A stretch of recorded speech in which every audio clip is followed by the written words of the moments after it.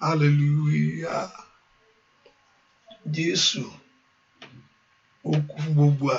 For God so loved the world and gave his only begotten son. Ó kú gbogbo àgbáyé ṣùgbọ́n nínú rẹ̀ èmi náà jẹ́ alábàápín. Ó kú fún gbogbo àgbáyé ṣùgbọ́n nínú rẹ̀ làwa náà jẹ́ alábàápín kí a lè ní ìyè àìnípẹ̀kun. bẹ́ẹ̀ ká dúpẹ́ lọ́wọ́ Ọlọ́run fún oore ọ̀fẹ́ látàrí gbàṣẹ́ bẹ́ẹ̀ ká yin Ọlọ́run fún oore ọ̀fẹ́ ọba tó kú fún wa ọba tí òru ti ẹ̀ṣẹ̀ wa ọba tí òru ti wá wá ọba tó fi ara rẹ̀ jì ó sọ I lay my life down ó lay ẹ̀ down ni ó filẹ̀ ni kò sẹ́ni tó lè gbà lọ́wọ́ ẹ̀ ó fi ara rẹ̀ jì pé kí a lè ní iyì ẹni tó fi ara rẹ̀ jì yìí kí ni kan tí ò tún wá lè ṣe fún wa tó bá lè fi ara rẹ̀ jì ẹ ò kí la wá ń bè lọ́wọ́ rẹ̀ tí ò lè fún ọ ẹ kó dúpẹ́ lọ́wọ́ oore ọ̀fẹ́ Jésù yìí oore ọ̀fẹ́ tó rí gbà lọ́wọ́ rẹ̀ sẹ́ èyí tó fi kú lórí igi àgbélébùú èyí tí ò fi jẹ́ kó sọnù èyí tí ò fi jẹ́ kó ṣìnà ẹ kó dúpẹ́ fún Ọlọ́run yìí Ọlọ́run ó mọ̀ ṣeun kábíyèsí ó ṣeun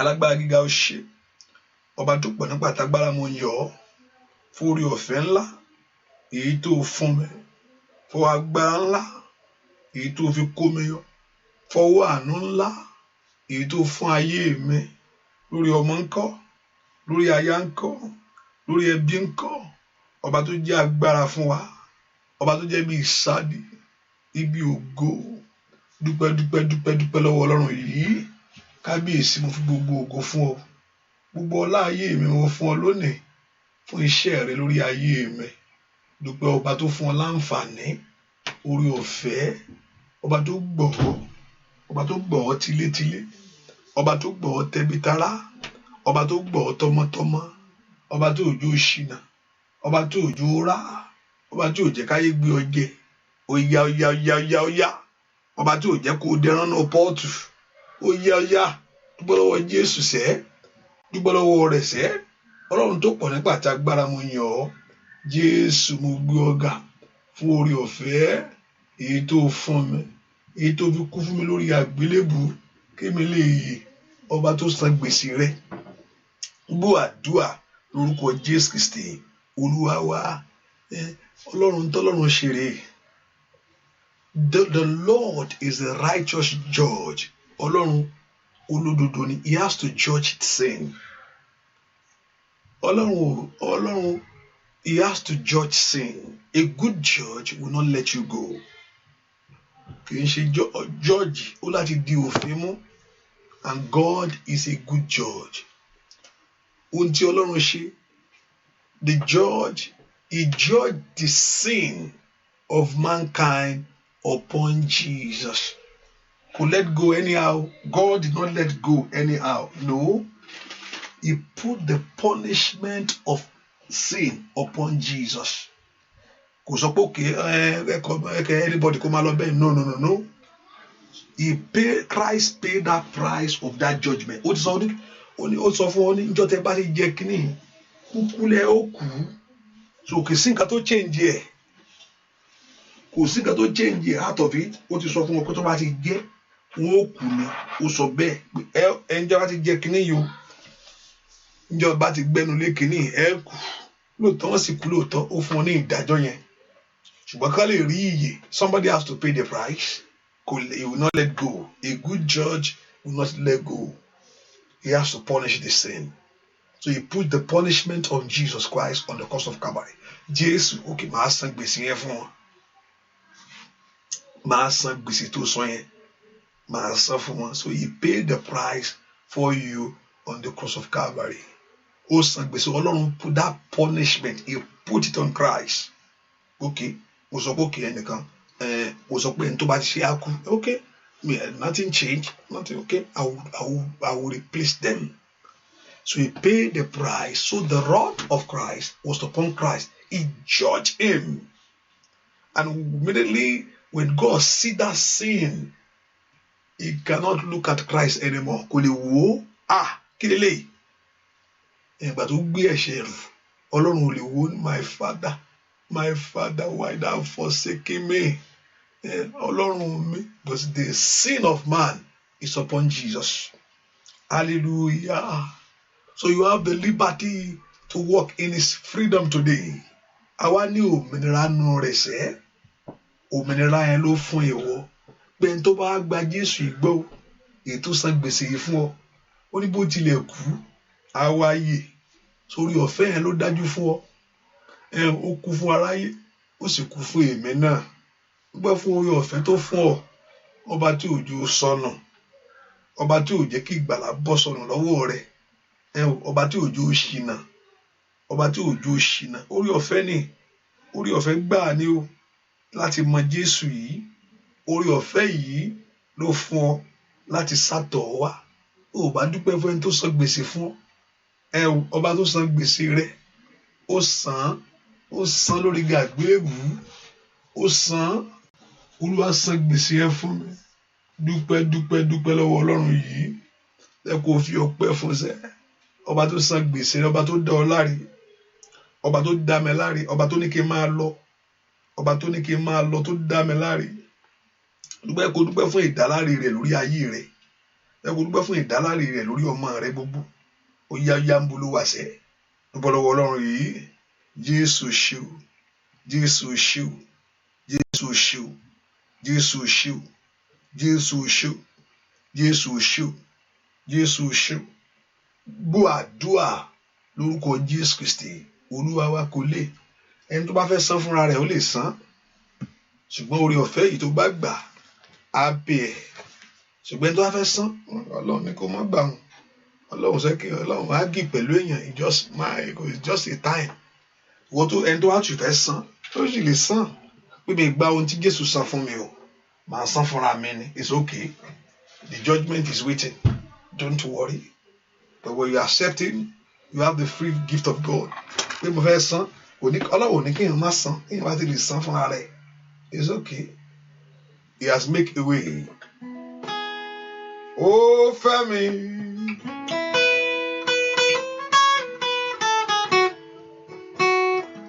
Ó fẹ́ mi yéye. Ó gbà tí mo ti mọ̀. Mo fẹ́ mi o. Ó yá. Ó fẹ́ mi. Ó yá o. Ó fẹ́ mi yéye. Ó gbà tí mo ti mọ̀. Mo fẹ́ mi o. Bàbá mi ò mọ̀ sí o. Aláàánú mi ò mọ̀ sí o. Ó fẹ́ mi. Ó fẹ́ mi yéye. Ó gbà tí mo ti mọ̀. Ó fẹ́ mi. Ó yá o. Ó fẹ́ mi. Ó fẹ́ mi yéye. Ó gbà tí mo ti mọ̀. Ó fẹ́ mi o. Dúpẹ́ lọ́wọ́ Ọlọ́run ó fẹ́ ọ. Onígbò dúpẹ́ lọ́wọ́ Ọlọ́run ó fẹ́ ọ. Ó fẹ́ mi. Ó fẹ́ mi yéye. Ó gbà tí mo ti mọ̀. Ó fẹ́ mi o. Ó yá o. Ó fẹ́ mi. Ó fẹ́ mi yéye. Bẹ́ẹ̀ tí mo ti mọ̀. Ó fẹ́ mi o. Dúpẹ́ lọ́wọ́ Ọlọ́run ara ìṣẹ́ o. Ó fẹ́ ọ tọmọtọmọ tẹbí tará. Ó pè ọ́ jáde nínú òkùnkùn ayé. Ó ṣòwèrè nínú ayé rẹ ṣá. Kábíyèsí, ó fẹ́ mi. Ó fẹ́ mi yéye. Ó pẹ́ tí mo ti mọ̀. Ó fẹ́ mi. Ó yá o. Ó fẹ́ mi. Ó fẹ́ mi yéye. Ó pẹ́ tí mo ti mọ̀. Ó fẹ́ mi o. Ó ṣé Ọlọ́run mi. Ẹlẹ́dàá mi ò mọ̀ ṣe. Abániṣe òbí ọ̀hún ńlá o. Olórí ọ̀fẹ́ tó pọ̀ jùlọ. Akóniyọ̀ lọ́wọ́ ewu. Agbanilágbàtàn bàbá mi ńlá. Ó yá dúpẹ́ lọ́wọ́ rẹ̀ sẹ́. Ó yá o ọpẹ́ fún mi. Kábíyèsí ńlá bàbá mi. Kábíyèsí ńlá Ọlọ́run.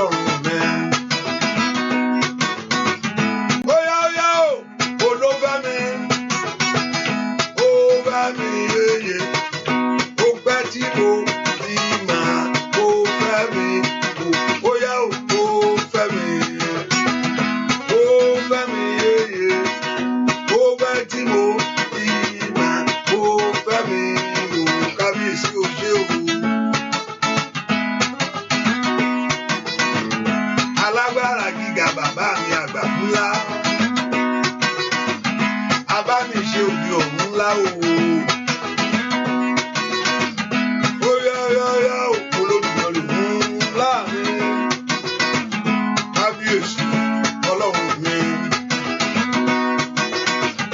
O ṣé, o ṣé. Ìwọ lọ́pẹ́ yẹ o. O ṣé o. Mèsáyà ọpẹ́ yẹ ọ́. Ìwọ lọ́pẹ́ yẹ o. O ṣé o. Mèsáyà. Ìwọ lọ́pẹ́ yẹ o. O ṣé o. Mèsáyà bàbá mi. Ìwọ lọ́pẹ́ yẹ o. O ṣé o. Mèsáyà ó kà mí yẹ lónìí o. Mo dúpẹ́ bàbá. Ó kà mí yẹ lónìí o. Mo dúpẹ́ ọmọ. Ó kà mí yẹ lónìí o. Mo dúpẹ́ mímímá. Ó kà mí yẹ lónìí mo gbé ọ̀gá o. Óyá óyá o. Ó kà mí yẹ lónìí o. Mo dúpẹ́ bàbá. Ó kà mí yẹ lónìí o. Mo dúpẹ́ ọmọ. Ó kà mí yẹ lónìí o. Mo dúpẹ́ mímímá.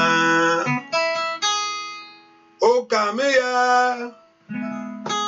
lónìí mo gbé ọ̀gá o.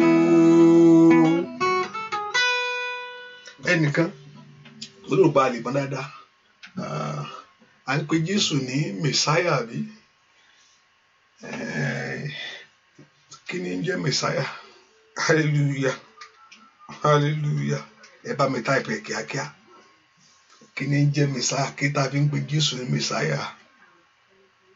Hallelujah. Ẹ já sáré ṣe pápápá. Kí tá a fi ń pè ní Mèsáyà? Kí ló ń jẹ́ Mèsáyà? Pé Jésù, Jésù Mèsáyà. Hallelujah. Ẹ já sáré parí ẹ̀ pápápá.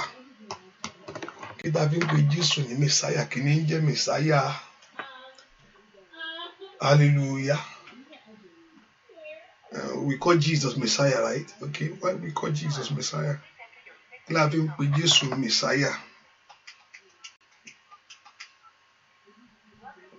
Okay. Okay, Savior, okay. Bẹ́ẹ̀ni, okay. Olùgbàlà.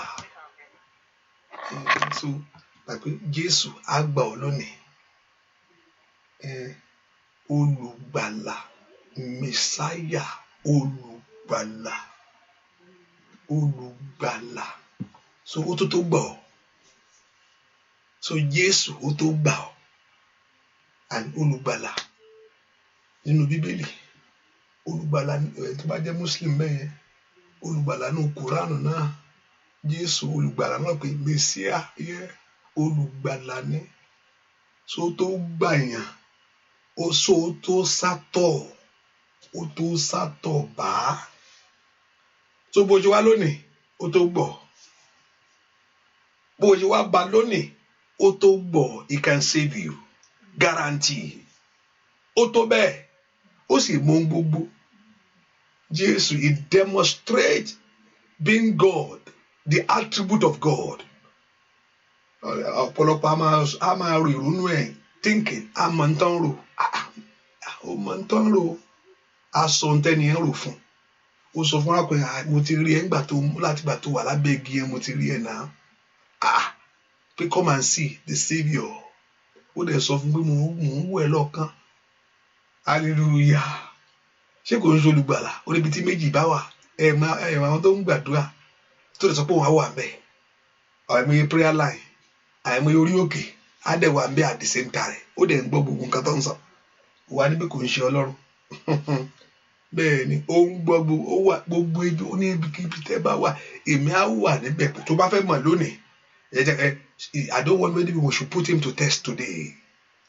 Ìwọ tó bá ń doubt náà kàn ṣe ká fi sínú test. Okay, tó bá rí bẹ́ẹ̀, nígbà ṣe ń gbàdúrà ẹ̀ ó fẹ́ mọ nǹkan hallelujah bàwá rí wo agbára rẹ̀ you can say it èmi lè má mọ̀ náà ó lè sọ nǹkan you can say something out of your mind kí mi má mọ̀ say it out of your mind kí Jésù tó gbọ́ ohun tó sọ yẹn á sọ padà fún ẹ ìwọ ṣàpàlẹ̀ má bá lọ hallelujah kó lè mọ̀ pé ó wà ń bí gbogbo hallelujah ìwọ ṣàsọ nǹkan náà ọkàn ẹ lè sọ nǹkan náà ọkàn yín ẹ jẹ́ ká fi Jésù èmi ò gbọ́ o èmi ò mọ̀ o èmi ò mọ̀ ń tèmi o hallelujah èmi ò mọ̀ ń tó sọ I don't know ń tẹ́ sọ nítorí báyìí pé pastor ni kò mọ̀ èmi ò mọ̀ o èmi ò mọ̀ o I'm telling you èmi ò mọ̀ o I can say the truth quickly mi ò mọ̀ o hallelujah mi ò mọ̀ ṣùgbọ́n Jésù tó sọ nǹkan yẹn fún ó mọ̀ ó gbọ́ ohun tó sọ so wá farabalẹ̀ ká wo ohun tí ó sọ jáde fún ọ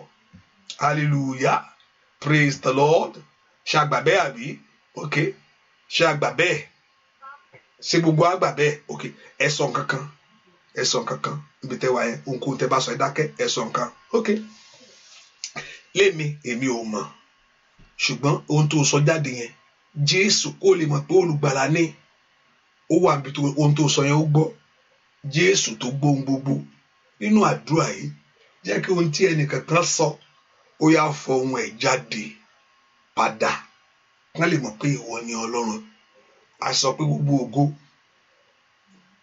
yóò ṣe kíni yóò sì dàgbé kó bá ẹ pàdé ní àìní rẹ kò yẹ pé kó o sọ̀rọ̀ yẹn kọ́ gbogbo ògo kó sì jẹ́ tiẹ̀ pátápátá bẹ́ẹ̀ ni yóò sì rí Jésù Olúwa ó yẹ ká bẹ̀rẹ̀ sí dúpẹ́ lọ́wọ́ rẹ̀ sẹ́ Ọlọ́run tó pọ̀ ní pàtàgbára ó mà ṣeun ó yá bẹ́ẹ̀ kó dúpẹ́ lọ́wọ́ Ọlọ́run mùkálí àbá kó frata kaplẹ́ndé kaplado dúpẹ́ lọ́wọ́ Jésù yìí ọba tó pọ̀ ní pàtàgbára ọba tó ní gbogbo agbára. I want you to lift your voice and begin to thank the Lord right now mẹ́kò gbé Ọlọ́run ìga lọ́wọ́lọ́wọ́ mẹ́kò yìn torí pé ó pọ̀ ní pàtàgbára ní orúkọ Jésù mẹ́kò gbé gasẹ́ Ọlọ́run mo yìn ọ́ ẹni máa Ísírẹ́lì mo yìn ọ́ ẹni máa Ísírẹ́lì mo yìn ọ́ ẹni máa Ísírẹ́lì mo yìn ọ́ ẹni máa Ísírẹ́lì mo yìn ọ́ ẹni máa Ísírẹ́lì mo yìn ọ́ we lift our voice to you a gbé ọ̀gá ìwọ tó pọ̀ ní pàtàgbára ìwọ tó wà lórí ìtẹ́ ní kàtàlíbù kó fradakàjà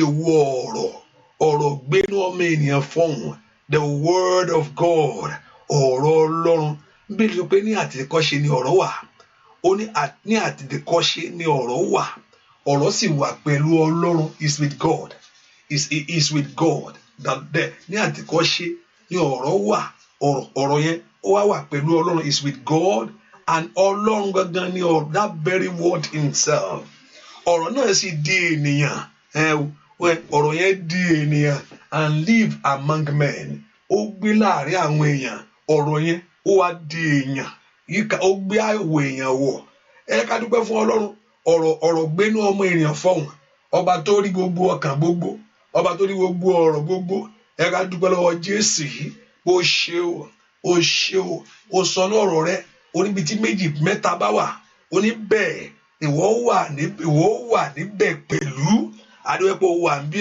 ní àṣálẹ́ yìí yóò ayé ẹ̀ ó sì wà níbi owó tí àwọn èèyàn yìí wà ó mọ ń tán sọ ó mọ ń tán ṣe ẹni tó ń jẹun lọ́wọ́ gangan ó mọ̀ ọ́n ìyàkálì àbókà fàlìà sàtẹ́lì àkàndàlẹ́ màṣíkà brondo tó plẹ̀kẹ́tẹ̀ màyà frado ṣẹ̀kẹ́ ó yà gbé ọ̀gá torí pé ó pọ̀ nípa àti agbára torí pé gbogbo agbára ń bẹ lọ́wọ́ ìwọ Jésù yèsí kétékèlé bó kó ń pladé kàtà dúpẹ́ lọ́wọ́ rẹ̀ sẹ́ ó yá dúpẹ́ lọ́wọ́ Jésù yìí ó yá màkàlì pọ́ọ̀rì sádà àtẹni tó ń gòkè ilé màkìlì àkàlì àbàkàsìtà tó ń gun stẹ́ẹ̀pù lọ sókè màkàlì pọ́ọ̀rì sá dúpẹ́ lọ́wọ́ Jésù yìí sẹ́ Ọlọ́run tó pọ̀ nípa àti agbára ó ṣé o bàbá mi o màtálíà kó pradé ẹni tó pọ̀ ní bàtàgbára ó mà ṣe gbúàdúà lórúkọ Jésù Kristi Olúwa wa àmín ká sọ fún Jésù lọ́wọ́lọ́wọ́ gbogbo ẹ̀ṣẹ̀ bẹ pátápátá Olúwa dáríjì ask the Lord to forgive every sin gbogbo ẹ̀ṣẹ̀ mi gbogbo Olúwa dáríjì ask him to forgive all your sin ẹ pé Jésù dáadáa gbogbo ẹ̀ṣẹ̀ mi, that all my sin, Olúwa dáríjì mi, gbogbo ẹ̀ṣẹ̀ mi, èyí tí ayé rán mi létí ohun tí mo ti ṣe sẹ́yìn, gbogbo ẹ̀ṣẹ̀ rẹ tí ayé mú arántí ọ tó ń padà mú fún ọ pé kó rántí ohun tó ṣe ń jọ yẹn, sẹ́ni kó rọrùn kó dáríjì gbogbo ẹ̀ṣẹ̀ tó rò pé kò ní ìdáríjì, gbà ká ní pé mi ṣe kíní yẹn ń jọ yẹn o, mi ní wà níbi tí mo wà lónìí o, bẹ́ẹ̀ ni ẹ̀sẹ̀ kí pé mi ṣe kíní yẹn ń jọ yẹn o, mi ní wà níbi tí mo wà lónìí o, tó wá lò pé òun kíní yẹn ń di ọ lọ́wọ́ láyé, ká sọ fún Jésù sẹ́, Olúwa dáríjì, ìdáríjì ń bẹ lọ́dọ̀ rẹ kí a lè máa bẹ̀rù rẹ, porúkọ Jésù dáadáa, sọ fún Jésù, Olúwa dárí àṣírí mi jì mí, let all my sin be forgiven, pé Jésù dáadáa kí Ọlọ́run kó dáríjì gbogbo àṣírí mi gbogbo, Olúwa dáríjì, Olúwa fẹ̀jẹ̀ rẹ wẹ̀ mí, ask Jesus to cleanse you, to wash you, to purify you, to sanctify you, Olúwa fẹ̀jẹ̀ rẹ wẹ̀ mí, porúkọ Jésù, Olúwa dẹ̀jẹ̀ lé mi lórí, Olúwa dẹ̀jẹ̀ lé mi lórí, Olúwa dẹ̀jẹ̀ lé mi lórí, Olúwa dẹ̀jẹ̀ lé mi lórí, Olúwa dẹ̀jẹ̀ lé mi lórí, Olúwa dẹ̀jẹ̀ lé mi lórí, Olúwa dẹ̀jẹ̀ lé mi lórí, porúkọ Jésù, Olúwa dẹ̀jẹ̀ lé mi lórí, ní orúkọ Jésù, Olúwa dẹ̀jẹ̀ lé mi lórí, mokoli abakunda kapa, sotoli andaya, ma ila kunda yabo, o la katalia, makura katelia, bo baka sondelibo, bo àdúà lórúkọ Jésù Kristi, Olúwa wa, sọ fún Jésù kó dẹ̀jẹ̀ rẹ̀ lé ọ lórí, kí ìrìn àjò ayé rẹ ẹnìkan, kí ìrìn àjò ayé ẹ kó rí àánú gbà, kí ìrìn àjò ayé rẹ kó rí àánú gbà, gbogbo ẹ̀yin tó ń kọ yín bẹ̀ láti bí yẹn, o lè mú tiẹ̀ mẹ́, ṣé bí ni kò ṣe bí ni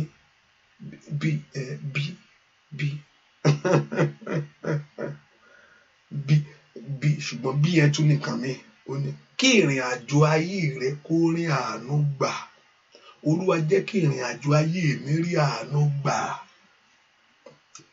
mẹ́kọ̀ọ́ porúkọ Jésù dáadáa, Olúwa jẹ́ kí ìrìn àjò ayé mi kó rí àánú gbà, porúkọ Jésù, Olúwa ṣàánú fún mi, jẹ́ kí ìrìn àjò ayé mi kó rí àánú gbà, mẹ́kọ̀ọ́ porúkọ Jésù, kí ìrìn àjò ayé àwọn ọmọ mi gbogbo kó rí àánú gbà, porúkọ Jésù, mokoli abaku ṣàtàlẹ̀bọ, ẹ̀mọ́ jẹ́ kí ìrìn àjò ayé mi rí àánú gbà, porúkọ Jésù níbi àdúrà yìí, ṣe tèmi fún mi kankan, in this prayer, oh God, Father, complete my own, perfect my own, porúkọ Jésù dáadáa, jẹ́ kí ìrìn àjò ayé mi kó rí àánú gbà, fẹ́ ọwọ́ àánú gbà mí, lẹ́kọ̀ọ́ porúkọ Jésù dáadáa, fi ọwọ́ àánú wá ayé mi rí tọmọtọmọ, lẹ́kọ̀ọ́ porúkọ Jésù, fi ọwọ́ àánú wá ayé mi rí, at the end of God's mercy, to locate your life, kí ọwọ́ àánú kó wá ayé rẹ rí, lẹ́kọ̀ọ́ porúkọ Jésù, kí ọwọ́ àánú kó bá ayé rẹ pàdé, jẹ́ kí ìrìn àjò ayé mi kó rí àánú gbà, ọmọ Ọlọ́run lánàá kó gbàdúrà, kí ìrìn àjò ayé rẹ kó rí àánú gbà, Olúwa fi àánú bí ayé mi wò, Olúwa fi àánú wá ayé mi rí, Olúwa fi àánú ṣe tèmi fún mi, kí ìrìn àjò ayé mi kó rí àánú gbà, kí ìrìn àjò ayé àwọn ọmọ mi gbogbo kó rí àánú gbà, porúkọ Jésù, ask the Lord that your journey of your life to receive the mercy of God, mi gbọ́dọ̀ jìyà, ìyà ò gbọ́dọ̀ jẹ mí o, porúkọ Jésù, kí ìrìn àjò ayé mi kó rí àánú gbà, ọmọ Ọlọ́run lánàá kó gbàdúrà, ìrìn àjò mi rí àánú gbà o, ìrìn àjò mi ní àánú gbà o, ìrìn àjò mi ní àánú gbà o, ìrìn àjò mi ní àánú gbà o, ìrìn àjò mi ní àánú gbà o, ìrìn àjò mi ní àánú kó rí àánú gbà o, àní gbàdúrà porúkọ Jésù, kí ìrìn àjò rẹ ní orúkọ Jésù, ó yá, kí ìrìn àjò ayé ọmọ rẹ kó rí àánú gbà, Olúwa jọ̀ọ́ jẹ́ kí ìrìn àjò mi kó rí àánú gbà, gbọ́ àdúrà lórúkọ Jésù Kristi, Olúwa wa, pàdé mi lọ́nà ìyanu, Olúwa pàdé mi lọ́nà ìyanu Olúwa. Pàdé mi lọ́nà ìyanu. Pàdé mi lọ́nà ìyanu Olúwa. Má jẹ́ n wá lásán ó sọ mí dá láyọ̀ lónìí. Má jẹ́ wá lásán ó sọ mí dá láyọ̀ lónìí o. Pàdé mi lọ́nà ìyanu Olúwa. Óyá óyá óyá o. Pàdé mi lọ́nà ìyanu Olúwa. Mo fẹ́ rí ọ. Pàdé mi lọ́nà ìyanu Olúwa. Pàdé mi lọ́nà ìyanu Olúwa. Pàdé mi lọ́nà ìyanu Olúwa. Má jẹ́ wá lásán o, sọ mí dá láyọ̀ lónìí ṣá. Má jẹ́ wá lásán o, sọ mí dá láyọ̀ lónìí o. Pàdé mi lọ́nà ìyanu Olúwa. Ó yá gbàdúrà ṣe o. Ohun èrè kó jáde fún ọ láyé o. Inú rẹ kó dùn, ọkàn rẹ kó balẹ̀. Ọlọ́run kó bò ọ́ láṣìírí ohun rere. Ọwọ́ rẹ kó tẹ̀, ọkàn rẹ kó balẹ̀ láyé. Ojú rẹ kó ríre fún ewu ìyanu. Alágbára o, fọwọ́ sínú ayé àwọn èèyàn jíṣẹ́. Óyá óyá, alágbára o, bá mi ṣílẹ̀kùn àṣeyọrí fún wọn. Óyá óyá o, nínú ọdún yìí, ó bọ̀ pàdé o. Lórí ọmọ rẹ, lórí aya rẹ, lórí ẹbí. Níbi táyé ti fi ọ́ sílẹ̀, ó mú ọ kánkán dìde. Ó ṣe ìyanu nínú ayé rẹ ni òun wí. Óyá óyá o, pàdé mi lọ́nà ìyanu Olúwa. Obìnrin oníṣun ẹ̀jẹ̀, pàdé mi lọ́nà ìyanu Olúwa. Ó bá pàdé mi lọ́nà ìyanu Olúwa. Bàbá mi, pàdé mi lọ́nà ìyanu Olúwa. Má jẹ́ wá lásán, má jẹ́ wá lásán o, sọ mí dá láyọ̀ lónìí ṣá.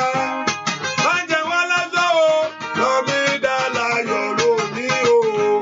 Pàdé mi lọ́nà ìyanu Olúwa. Óyá óyá óyá o, pàdé mi lọ́nà ìyanu Olúwa. Alágbára o, pàdé mi lọ́nà ìyanu. Orúkọ Jésù. Màkàlì àbò ṣàtàyà. Óyá óyá óyá o, pàdé mi lọ́nà ìyanu Olúwa. Óyá óyá óyá o, pàdé mi lọ́nà ìyanu Olúwa. Óyá óyá óyá o, pàdé mi lọ́nà ìyanu Olúwa. Ẹ porúkọ Jésù. Olúwa pàdé mi lọ́nà ìyanu. Olúwa pàdé mi lọ́nà ìyanu. Olúwa jẹ́ kí n rí ìyanu rẹ lónìí. Lord, let me see your miracle, O God. Bóyá Ọlábísí ní bóyá Adébísí ní ilé tó bá ń jẹ́ mẹ́. Orúkọ Jésù kí Ọlọ́run kó pàdé ẹ pẹ̀lú ìyanu. The Lord Jehovah God to meet with you. Orúkọ Jésù, Olúwa pàdé mi ní ọ̀nà ìyanu. Olúwa fi ìyanu pàdé ayé mi o, kó bá ń dójú ti Sátánì. Lord, meet with me in the name of Jesus. Ẹ jẹ́ rí ìyanu agbára rẹ lónìí. Orúkọ Jésù, Olúwa jẹ́ kí n rí ìyanu agbára rẹ lónìí. Nínú àdúrà yìí mo fẹ́ rí ọ. Olúwa mo fẹ́ rí ọ lórí ayé àwọn ọmọ mi gbogbo. I want to see the power of you. Mo fẹ́ rí ọ, mo kálí àbọ̀kó ṣàtàkọ́ fún mi ní ìwòsàn ní apá tó ń dùn mí. Àwọn náà kò gbàdúrà sẹ́. Ai, mo kálí pọ́ọ̀lì ṣáìdà. Wàhálì kárí pọ́ọ̀lì ṣá gbàdúrà kó sọ fún Ọlọ́run. Ìwòsàn Ọlọ́run kó bàlẹ̀ apá rẹ̀. Likali abakande boko paro saida. Likali aboko prendo kapile ko saida. Porúkọ Jésù. Olúwa pàdé mi ní ọ̀nà ìyanu. Nanana ni mo ko plando ka shikele boka mprada gabo. Matikele boka paria. Ó yá gbàdúrà. Olúwa pàdé mi ní ọ̀nà ìyanu. ní orúkọ Jésù. Olúwa pàdé mi ní ọ̀nà ìyanu. Ó yá ó yá ó yá ó yá ó yá ó yá ó yá. Orúkọ Jésù, kí ìyanu kó ṣẹlẹ̀, kí ọwọ́ agbára ńlá kó kan ayé ẹ̀dá. Lord Jehovah God to manifest himself in your life this hour. Ikalababa sando brakaba. Àní gbàdúrà, Olúwa pàdé mi ní ọ̀nà ìyanu. Olúwa bú jáde bàbá, bú jáde bàbá, bú jáde bàbá, bú jáde bàbá, bú jáde bàbá, bú jáde bàbá, bú jáde bàbá. Náwó agbára bàbá, náwó agbára ńlá.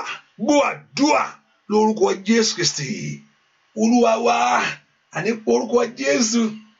Olúwa jọ̀ọ́ jẹ́ kí èmi náà ní àṣeyọrí ohun rere kan. Ẹ pé ohun tó béèrè fún náà kí Ọlọ́run kó gbélé ọ lọ́wọ́. Olúwa fún mi ní àṣeyọrí ohun rere. Jẹ́ kí èmi náà let me have Lord let me begin to do great things. Let me prosper. Let me have fulfillment. Let me have a great things. Let me have a great achievement. Let me achieve this year. Ẹ fún mi ní àṣeyọrí ohun rere. Olúwa jẹ́ kí èmi náà ní àṣeyọrí ohun rere láyé. Gbogbo agbára ìjákulẹ̀. Gbogbo agbára ìjákulẹ̀. Ai, Makalia, Saida, Wali Kafrade Kata. Gbogbo agbára ìjákulẹ̀ ní gbogbo ọ̀nà gbogbo. Every spirit of disappointment. Gbogbo agbára ìjákulẹ̀ láàrin ọ̀rẹ́. Gbogbo agbára ìjákulẹ̀ láàrin ẹbí. Ẹ porúkọ Jésù. Ó yá kí orí rẹ kó má gbàbọ̀dè. Kí orí rẹ kó sàn. Ẹ̀fọ́rí kó kú lónìí. Yìálìà pora sídà kàpílò ìkábà. Ẹ porúkọ Jésù. Kí ẹ̀fọ́rí kó kú ní àgọ́ ara rẹ. Kí orí rẹ kó gba ìwòsàn. Gbogbo orí tí ń sànyàn ní oṣù tàbí ní ìgbà gbogbo kó kú ní àgọ́ ara rẹ. Mòlíàlì àbòkàfàlìà. Ẹ porúkọ Jésù dáadáa. Ó yá ó yá ó yá ó yá ó yá. Ẹ jẹ́ kí n ní àṣeyọrí ohun rere. Ó yá porúkọ Jésù. Màílì àbòkàmpírò sáírà. Porúkọ Jésù.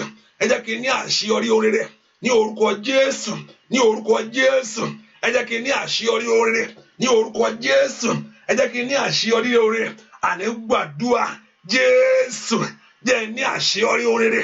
Ní ọdún yìí. Let me prosper. Let me achieve this year. Ẹ jẹ́ kí èmi náà ní àṣeyọrí ohun rere. Ní orúkọ Jésù.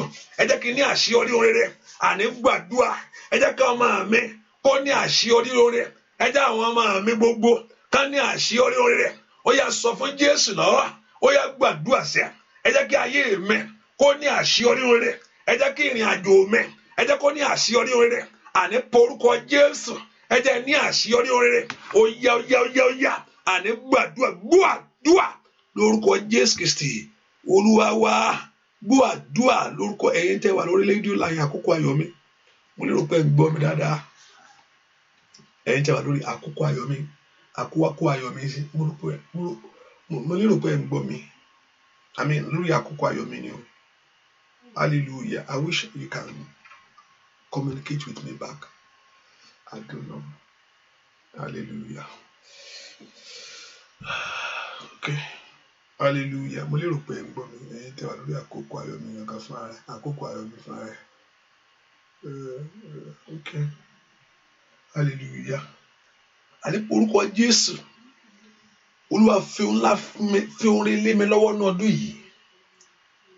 Lord, give me great things in this year. Ayé kan ẹni kò ṣe ayé méjì. Is 1 year, one life. It's not a two life, one life ni ayé kan ni. Ayé kan yìí, ayé kan yìí ni. Ayé kan ni kò ń ṣe ayé méjì. Nínú ayé kan yìí tí mo wá bàbá ẹ jẹ́ ń ṣe rere. Ẹ fi ayé ohun rere gbà mí. Ẹ fi ayé ohun rere gbà mí. Ẹ fi ayé ohun rere bí owó gbà mí. Ayé kan yẹn ni èèyàn ń jẹ ayé méjì o. Mi gbọ́dọ̀ wá gbé ayé wá jìyà. Ọ̀pọ̀lọpọ̀ á gbádùn ayé wọn á tún gbádùn ọ̀jọ̀bọ̀ Ọlọ́run. Bẹ́ẹ̀ ni ọ̀pọ̀lọpọ̀ wá gbádùn ayé wọn á tún gbádùn ìjọba Ọlọ́run. Kò ń ṣe ayé nìkan lè rí wọn. Wọ́n jẹ mùdùmúdùn ayé yìí wọ́n á tún jẹ mùdùmúdùn ọ̀run. Ó gbọ́dọ̀ tí wá gbé ayé kó tún jìyà. lóòótọ́ òun wo ìjọba Ọlọ́run which is the very good one ṣùgbọ́n ní ayé tó wà yìí ó yẹ kí ohun rere náà kó ṣẹlẹ̀ fún ọ ń bẹ̀. Olúwa jẹ́ kí ohun rere kó ṣẹlẹ̀ fún mi ní ayé tí mo wá. Ẹ jẹ́ kí èmi náà rọ́nà àbáyọ, ẹ jẹ́ kí n rọ́nà gbégbà. Olúwa jẹ́ kí n rí ọ̀nà gbégbà nínú ọdún yìí, nínú oṣù, ẹ jẹ́ kí èmi náà rọ́nà àbáyọ jáde. Ẹ jẹ́ kí n rí ọ̀nà àbáyọ jáde, ẹ jẹ́ kí èmi náà rí ọ̀nà gbégbà, ẹ jẹ́ kí ọmọ mi rí ọ̀nà gbégbà. Ọ̀pọ̀ wọn bẹ àwọn wọn jẹ mùdùmùdùn ayé yìí, míìkì ayé wọn ó mú, wọn tọ̀run náà wọn á tún gbádùn ẹ̀. Mi ìgbúdọ̀ gbé ayé wa mọ̀ sí, mi ìgbúdọ̀ ayé wa mẹ́gàn. Mo ti pè ọ́ lọ́lọ́run mi o, mo ti pè ọ́ ní bàbá fún mi, mo ti pè ọ́ gbọ̀n ìyá mi nù, fàṣọ ìyá mi yá. Remove every cloth of shame from me. Remove every cloth of shame from my life. Gbọ̀n ìyá mi nù, fàṣọ ìyá mi yá. Mú ìyà kúrò nínú ayé mi tọmọtọmọ, mú ìyà kúrò nínú ayé ìran mi. Orúkọ the Lord should take away suffering from you. Oya mo ti jìyà tó. Ẹ porúkọ Jésù. Olúwa mo ti jìyà tó. Olúwa mo ti jìyà tó. Ìyẹn náà máa tó lè kaba. Porúkọ Jésù. Olúwa mo ti jìyà tó. Olúwa mo ti jìyà tó. Gbá aṣọ ìyà mi nù. Take away my pain. Take away my suffering. Ẹ mú ìyà kúrò nínú ayé mi. Ẹ mú ìyà kúrò nínú ayé àwọn ọmọ mi. Ọlọ́run mo ti jìyà tó. Ọlọ́run mo ti jìyà tó. Enough is enough. Bàtínọ́mẹ́wù ó ké pe Jésù eléyìí tó gẹ́. Ipò ìfọ́jú yìí tó gẹ́. Ó faraya ó pe Jésù yẹn. Ipò ìdààmú yìí tó gẹ́. Ẹ porúkọ Jésù. Mọ̀tólì abakaparu ṣáìdà. Màtótólì kaparu ṣètèlè kàtáyàwó. Gbọ́ àdúrà lórúkọ Jésù Kristi. Olúwa wá ẹnìkan. Ẹni tó máa ń kọ́ ẹ̀yìn olóore sí ọ. Ogun yẹn kó ṣẹ́nu ayé ẹ lónìí ṣàmì dáadáa. Tí olóore bá ti wojú ẹ báyìí, tí wọ́n bá ti rí ẹ tó fẹ́ ṣe ẹ́, alágbára tí máa ń kẹ̀yìn wọn sí ẹ, olóore ẹ, tí wọ́n máa kẹ̀yìn olóore sí ọ. Tó lórí ẹ wá dẹni tó pé ṣe máa ló sọ pé òun fẹ́ ràn mí lọ́wọ́ tẹ́tẹ́lẹ̀ náà, tó dẹ̀ fi gbogbo ọ̀run búra tó ṣe gbó ẹ̀. Kí ló wá tó wá ṣe máa tó wá ń sọ kàtàkàtà? Hallelujah. Gbogbo agbára tó máa ń kẹ̀yìn olóore ẹ padà sí ọ. Pé àníṣe náà pé gbogbo wa lọ́la. Gbà tó bá dé dìbò lọ́la, a ti sọ pé má worry aunty or brother, pé má worry you going to get it tomorrow. Gbà tó bá sì yọjú sí lọ́rọ̀ change. Pé wọ́n tutù kíní ẹ̀rọ kò ń ṣìgbà kíní kò ń ṣìgbà kẹta o. Major thing tó ti ṣẹlẹ̀ inú ayé ẹ̀, major thing, there's one point major thing tẹ́ kó ẹ kó gbà ó tẹ ojú ohun tó ń ṣe dùn ẹ́ dè níyì. Ojú ohun tó ń dùn ẹ́ dè ní torí pé kíní ẹ bọ́. It's come to a point ó yẹ kó kọ̀ra mú gbogbo ohun bá yí padà. Ó yẹ kó ogun yẹn wọlé nínú ayé ẹ lónìí o. The Lord should put such a thing to an end in your life today. Gbogbo agbára tó máa ń kẹ̀yìn olóore mi sí mi. Gbogbo pa gbogbo alágbára ó yẹ pa gbogbo ọ̀rọ̀ ẹ̀ka ènìyàn tó máa ń kọ ẹ̀yìn olóore mi sí mi. Olóore tó yẹ kó ṣàánú fún mi. Olóore kó yẹ kó gbé orí mi òkè. Alágbára tí ń kẹ̀yìn wọn. Alágbára tí ń dọ̀rọ̀ rú. Alágbára tí ń ba ọ̀rọ̀ jẹ́. Alágbára tí ń mú ọ̀rọ̀ sí jẹ, tí ń mú ọ̀rọ̀ jábọ́. Alágbára náà lórúkọ Jésù. Olúwa dójú ti agbára náà. That power, such power in operation in your life to come to an end. Olúwa kó fi òpin sí. Kó fi òpin sí. Olúwa fi òpin sí. Orúkọ Jésù. Olúwa fi òpin sí ipá náà lórí ayé mi. Put an end to it, O God. Olúwa fi òpin sí. Sí ìmọ̀ náà lórí ayé mi. Olúwa fi òpin sí. Iya baba sada. Bakali abukombe ko shadia. Maura bakandele buko pilko thorgata. Ní orúkọ Jésù. Olúwa fi òpin sí. Olúwa fi òpin sí. Olúwa fi òpin sí. Olúwa fi òpin sí.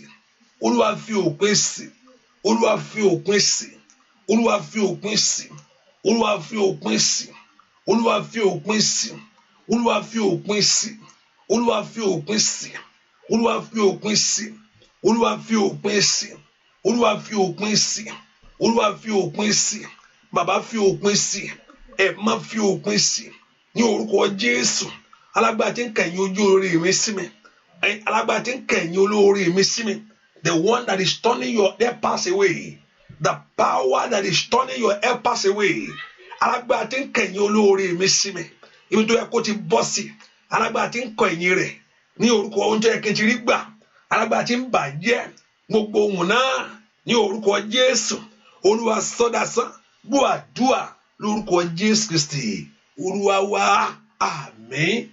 Mi mẹ́nìkan, mi mú tó ṣẹlẹ̀ nínú ayé rẹ rí wọ́n ní kó lọ wẹ̀ níta, mi sọ pé wọ́n ní kó lọ wẹ̀ lódò, kò ṣòdò ló ti wẹ̀, ó wẹ̀ ní ìta lóru, ó wẹ̀ ní ìta ní òru, ó purposely ó lọ wẹ̀ níta lóru, purposely, kò jẹ́ pé wá pé pastor kí lẹ̀ ń sọ náà, ilé fẹ́ǹsì ìta náà láti ń wẹ̀ lé, ó possible náà pé màá jáde nù lé màá lọ wẹ̀ ń ta náà, kí ni pastor yẹn sọ? No, ó purposely ìta ló ti wẹ̀ yẹn. Hallelujah. Kò jẹ́ pé wá pé bathroom wà níta o, bedroom ò sí níta o, ó jáde lọ wẹ̀ náà, wọ́n ní kò ìta ní kò ti wẹ̀. Hallelujah. Bó ṣe tí ń wẹ̀wẹ̀ ojú tó ń wò ọ́, gbogbo alágbára tó wọ ayé ẹ, kàkà èyí sọ nípa pé àwọn èèyàn ń yọ ẹ wo, èèyàn kọ́ mò ń sọ gbogbo ojú ìkà tó bá ayé rẹ rìn, gbogbo ojú ìkà tó bá ohun tó pàdé ẹ lóru ọjọ́ yẹn, gbogbo ojú ìkà tó wá ń bá ayé rẹ rìn, ìtura ló wá lọ ṣùgbọ́n nǹkan àmì lórí, ìtura ló bá lọ ṣùgbọ́n nǹkan àmì ló gbé. Gbogbo ojú tó ń bá ayé rẹ rìn lórúkọ Jésù, ojú náà tó lòdì sí ògo ó yẹ kó padà lónìí. Ojú ìkà ènìyàn tó ń bá ayé rẹ rìn lórúkọ Jésù kó padà. Let every evil eyes depart from you. Let every evil eyes depart from you. Gbogbo ohun tó pàdé lóru ní orúkọ Jésù, èyí tí wàá ń bá ayé rẹ rìn lórúkọ Jésù, èyí tó lòdì sí ohun rere inú ayé rẹ lónìí kó padà. Ní orúkọ Jésù kó padà. Lórúkọ Jésù kó padà. Ẹ pọ orúkọ Jésù. Olúwa ìwọ mo ké pè, ó yá gbà mí. I call upon you right now. Olúwa ìwọ ni mo ké pè, ó yá gbà mí. Pé Jésù dáadáa, ìwọ ni mo sátọ̀ wá, ó yá daṣọ àṣírí bò mí. Ìwọ ni mo wojú rẹ̀, ó yá ṣàánú fún mi. Bẹ́ẹ̀ kó porúkọ pé ìwọ Jésù, ìwọ mo ké pè, ó yá gbà mí. Ìwọ Jésù, ìwọ mo sátọ̀ wá, ó yá tú mi sílẹ̀. It's you that I look unto you. It's you that I call upon. Ó yá gbà mí, ẹ ṣàánú fún mi. Ẹ jẹ́ ráàánú lágbà. Ẹ jẹ́ kí n rọ́wọ́ agbára ńlá. Mo wojú rẹ, Ọlọ́run mi. Mo wojú rẹ, Ẹlẹ́dàá mi. Ọmọkùnrin tí wo ọwọ́ bàbá rẹ̀, ọmọbìnrin tí wo ọwọ́ ìyá rẹ̀, ní mo wo Jésù ìkì o. Oya oya oya oya, mo wojú rẹ̀, Ọlọ́run mi ìlà. Mo wojú rẹ̀, Ẹlẹ́dàá mi. Ọmọkùnrin tí wo ọwọ́ bàbá rẹ̀, ìlà. Mi sọ pé ìlà o, ìlà. Ṣé ìlà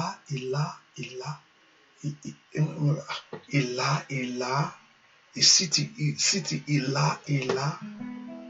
Mo wojú rẹ̀, Ọlọ́run mi.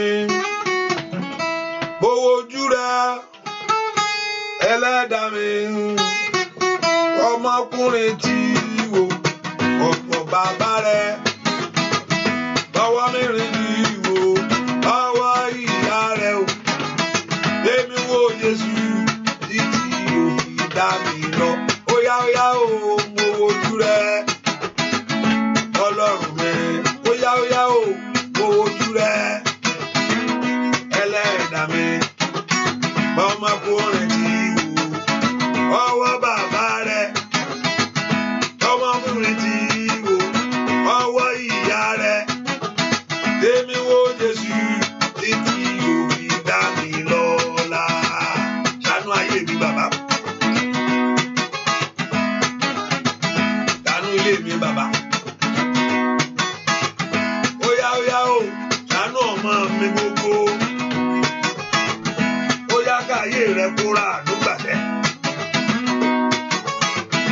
iṣẹ́ rẹ kóra àdúgbàṣẹ o óyá óyá o kò wojú rẹ Ọlọ́run mi kò wojú rẹ Ẹlẹ́dàá mi ọmọkùnrin tí wò ọwọ́ bàbá rẹ ọmọkùnrin tí wò ọwọ́ ìyá rẹ o èmi wo Jésù títí òfin dá mi lọ óyá óyá o mo wojú rẹ Ọlọ́run mi mo wojú rẹ Ẹlẹ́dàá mi ọmọkùnrin tí wò ọwọ́ bàbá rẹ ọmọkùnrin tí wò ọwọ́ ìyá rẹ ai masada èmi wo Jésù títí òfin dá mi lọ́lá bóyá ṣàánú ayé mi bàbá mi máa ṣàánú ilé mi rẹ̀ máa wò ṣàánú ilé mi mo wojú rẹ Ọlọ́run mi mo wojú rẹ Ẹlẹ́dàá mi bàbá ọmọkùnrin tí wò ọwọ́ bàbá rẹ ọmọbìnrin tí wò ọwọ́ ìyá rẹ lèmi wo Jésù.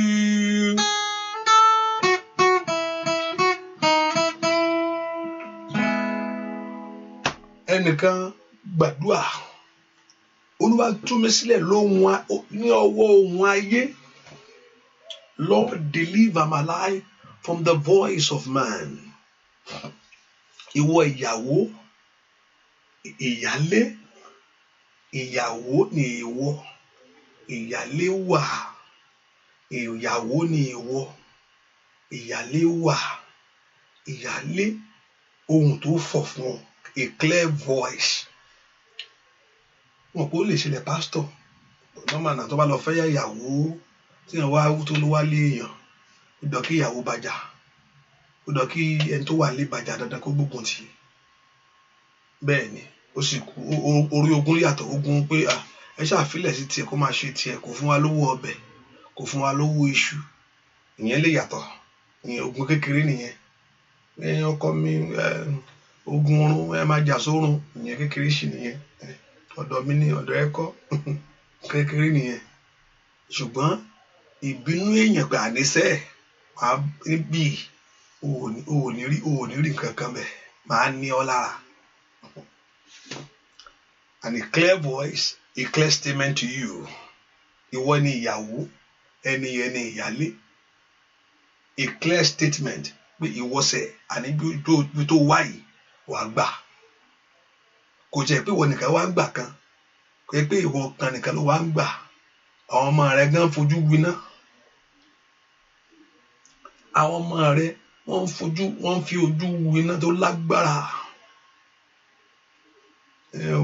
Ohun tó gbọmọ sọnù ogun tó bá ti gbọmọ sọnù ó lágbára lọ́pọ̀lọpọ̀ náà ẹ pé orúkọ Jésù Olúwa bá mi ṣẹ́ ogun ọ̀rọ̀ èèyàn lórí mi Olúwa bá mi ṣẹ́ ogun ọ̀rọ̀ èèyàn lórí mi ọ̀rọ̀ èèyàn fún ibi every voice of man ọ̀rọ̀ èèyàn fún ibi lórí mi Olúwa ṣẹ́ tí ọwọ́ èèyàn bá ti kó lára èèyàn fún ibi àti ní iṣẹ́ yẹn nǹkan kékeré ni, àti ṣàṣeyọrí kékeré ni, ṣùgbọ́n ọwọ́ kan ló ń dí iṣẹ́ lọ́wọ́, ọwọ́ kan ló ń dí àṣeyọrí lọ́wọ́, ọwọ́ kan ló ń dí ìbùkún lọ́wọ́, ọwọ́ kan ló ń dí ògo lọ́wọ́. Ẹ po orúkọ Jésù.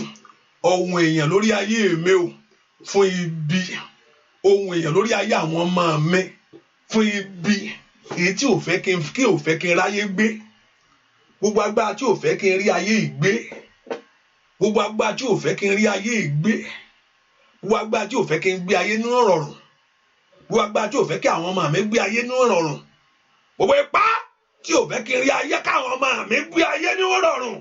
Ẹ po orúkọ Jésù. Gbogbo agbára tí ò fẹ́ fowó lé ọ lọ́wọ́, gbogbo èèyàn kà tí ò fẹ́ fowó ayé oríire gbọ́ ọ, ẹ po orúkọ Jésù. Olúwa dójú tì wọ́n. Ẹ bá ń ṣẹ́gun tí ń lé mi ká. Ẹ bá mú ọ̀rọ̀ ìjà yẹn kó lórí ayé mi gbogbo. Can somebody open your heart to God? Ẹ po orúkọ Jésù. Ẹ jẹ́ kí ìṣẹ́gun ńlá kó jẹ́ tèmi tọmọtọmọ. Ẹ jẹ́ kí ìṣẹ́gun ńlá kó jẹ́ tèmi tọ̀rẹ́tọ̀rẹ́. Ìyàlíàdàkú ka prada kàdé. Orúkọ Jésù. Ní orúkọ Jésù. Ẹ fún mi ní ìṣẹ́gun. Ẹ fún mi ní ìṣẹ́gun. Ẹ fún mi ní ìṣẹ́gun. Ní orúkọ Jésù. Lọ́wọ́ ohun èèyàn sẹ́, lọ́wọ́ agbára òkùnkùn, lọ́wọ́ ète òkùnkùn, lọ́wọ́ àbá òkùnkùn. Ẹ jẹ́ ní ìṣẹ́gun. Ẹ jẹ́ ní ìṣẹ́gun. Ẹ jẹ́ ní ìṣẹ́gun. Ẹ jẹ́ ní ìṣẹ́gun. Ẹ jẹ́ ní ìṣẹ́gun. Ẹ jẹ́ ní ìṣẹ́gun. Ẹ jẹ́ ní ìṣẹ́gun. Ẹ jẹ́ ní ìṣẹ́gun. Ẹ jẹ́ ní ìṣẹ́gun. Ẹ jẹ́ ní ìṣẹ́gun. Gbọ́ àdúrà lórúkọ Jésù Kristi. Olúwa wa, ta ló jáde ń dìlé ọba? Ta ló jáde ń dìlé ọba? Wọ́n ń jọba ń lé yín. Hallelujah. Wọ́n ń jọba ń lé yín. Ta ló ń jọba ń lé ẹ̀? Obìnrin ni. Ta ló ń jọba ń lé ẹ̀? Ta ló ń jọba nílé ẹ̀? Wọ́n ń jọba ń lé ẹ̀. Wọ́n ń jọ ẹnìkan náà. Ta ló ń jẹ́? Ta ló ń jẹ́? Wọ́n ń jọba ń lé ẹ̀. Ẹni orúkọ sọ mi ẹ̀ sọ́tọ̀ ni ò sọ. Ṣé sọ pásítọ̀ kí ló ń sọ?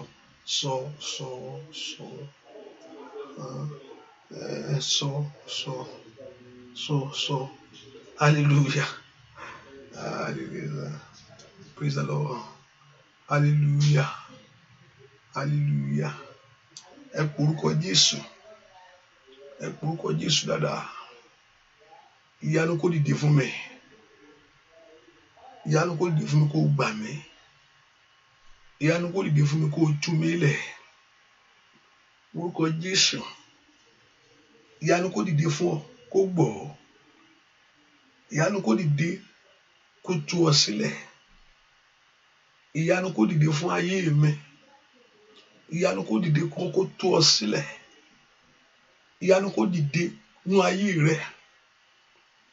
Ìyanu kó tú ọ sílẹ̀. Ẹ po orúkọ Jésù. Ìyanu kó dìde.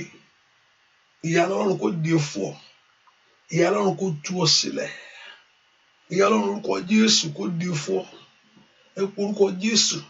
Ibi tí ayé ti fà mí kalẹ̀. Ibi tí ayé ti fà èmi kalẹ̀ pé ìwọ ni. Ibi tí wọ́n ti fà mí kalẹ̀. Olúwa fẹ̀jẹ̀ rà mí padà. Ibi tí wọ́n ti fà ayé rẹ kalẹ̀ bẹ́ẹ̀ pé yìí ò ní kú, kò ń ṣe kan tó máa pa ni, ṣùgbọ́n kò ohun tí ò jẹ́ kó ráyé gbé dáadáa ni. Kò kú, kò sí ọ̀run, kò sọ̀rọ̀ ikú rẹ̀. This is not a matter of death. Kò ń ṣe nǹkan ikú, ṣùgbọ́n kò jẹ́ kí ayé rí ayé gbé. Ibi tí ayé fà ayé mi, where you have put appointed or no kò ń ṣe bẹ́ẹ̀. Ibi tó ti fà ọ́ kalẹ̀, where they have laid you down or where they have you have been chosen for something bad. Ibi tá ti fà mí kalẹ̀. Ẹ po orúkọ Jésù. Olúwa fẹ̀jẹ̀ rà mí padà. Gbogbo agbára tí ò fẹ́ kí ó jẹ́ kí n gbé ayé ní ìrọ̀rùn.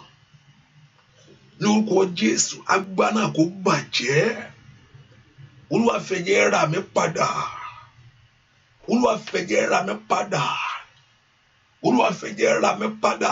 Ask the Lord to deliver you. Olúwa fẹ̀jẹ̀ rà mí padà. Olúwa fẹ̀jẹ̀ rà mí padà. Olúwa fẹ̀jẹ̀ rà mí padà. Gbọ́ àdúrà lórúkọ Jésù Kristi. Olúwa gbogbo ọ tó fọwọ́ ra mí lórí. Èèyàn kan tó fọwọ́ tó yẹ pé mi sọ pàtẹ. I'm not talking about spirit now. I'm talking about physically. Physically lójúkorojú. Ẹni tó fọwọ́ ra ẹ ní orí báyìí. Ìjọ́ tó ṣe fọwọ́ ra ẹ lórí ìwọ gan mọ̀ pé nǹkan dé. Ìwọ gan mọ̀ pé nǹkan ṣẹlẹ̀. Ó mọ̀ pé nǹkan jáde pé nǹkan kúrò lára èèyàn. Ẹni tó fọwọ́ ra mí lórí. Ìjọ́ tó fọwọ́ ra ẹ lórí ìwọ gan mọ̀. Mo ti rí ohun ẹ̀mí rí tó pé wàá mọ̀ pé nǹkan kan ṣẹlẹ̀ lágọ̀ọ́ ara rẹ̀. Wàá mọ̀ hallelujah. Pé kò yẹ kí ọ̀rọ̀ pé àwọn ní ojú àlárè o. Ojúkorojú ni. Ojúkorojú ni ẹni tó kọra fọwọ́ sórí ẹ̀. Ẹ porúkọ Jésù. Ohunkóhun tó mú lọ Olúwa dá padà. Ohun tó sọnù dá padà wá. Ohun tí ayé gbà lọ dá padà. Kò gbọdọ̀ ṣiṣẹ́ fún wọn mọ́ o. Kò gbọdọ̀ ṣiṣẹ́ fún wọn mọ́. Ògo mi ò gbọdọ̀ ṣiṣẹ́ fún ọ̀tá mọ́. Ògo mi padà wá. Let your glory be restored back to you. Ògo mi ò gbọdọ̀ jẹ́ fún ọ̀tá mọ́. Let my glory begin to work for me. Ògo mi kó bẹ̀ ṣiṣẹ́ fún mi. Gbogbo ẹni tó gba ògo sálọ àti ní káwọn tí ń jí gbé. It's not today they have been robbing people of their glory. Ó wà ní Bíbélì bẹ́ẹ̀. Àti ní kọ́ it's not a strange thing. Pé kéèyàn gba ògo. It's not a strange thing. Pé kéèyàn gba ògo is not a strange thing. Ó ti ṣẹlẹ̀ ní Bíbélì so ó tún lè ṣẹlẹ̀. Agbá tó fi èrú gbà bùkún. Jákọ́bù ni ó fi èrú gbà lọ. Agbógo lọ. Ajógo gbé. Kò ń ṣe àtẹ̀níyàn tí ń rí ògo bínú. Wọ́n rógo Joseph wọ́n bá bínú. Wọ́n rógo Dáfídì wọ́n bá bínú. Wọ́n rógo Jésù wọ́n ní kó wọmẹ́. So it's not a strange thing. Àwọn ń gbògo lọ. Ẹni tó ń ọ̀tá ń dìde mógo. It's not a strange thing. Ó wà ní Bíbélì tó dìbò fún tó gbójúlé. So bá ti ṣẹlẹ̀ rí á tún ṣẹlẹ̀ náà ni ó ń ṣẹlẹ̀ lọ́ní. Wọ́n pààyàn fún ògo wọ́n pààyàn gbẹ̀tọ́.